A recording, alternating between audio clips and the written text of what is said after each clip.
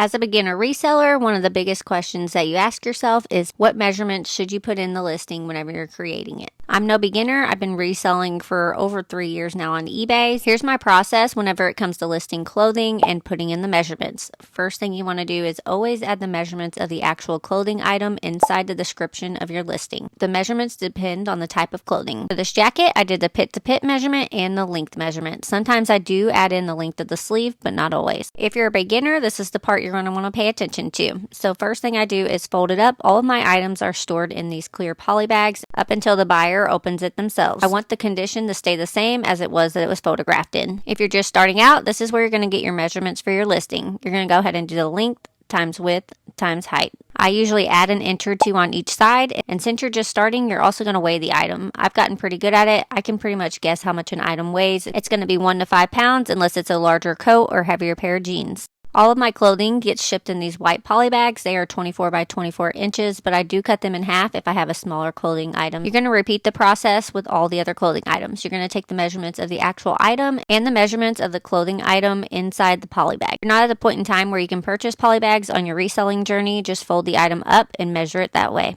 All of my smaller clothing items are stored in these 11 by 14 poly bags, so keep that in mind whenever you're doing the measurements as well. When it comes to measurements on the smaller clothing items, they're pretty much the same or similar. So with these pair of pants and all other jeans, my measurements are going to be around 12 by 10 by 5, or if they're a larger pair of jeans, 15 by 12 by 5. As you can tell, I'm over measuring a couple inches, and I do that with every single clothing item. We do the exact same thing with our hard goods. We know about what size box the item is going to go in, so whenever you're doing the measurements, you're going to get good at kind of recognizing what size box an item is going to fit into. Always over measure by a couple inches and overweigh by a pound or two depending on how large the item is. Don't overdo it because this can cost you a sale. Don't be tripping, it's just flipping.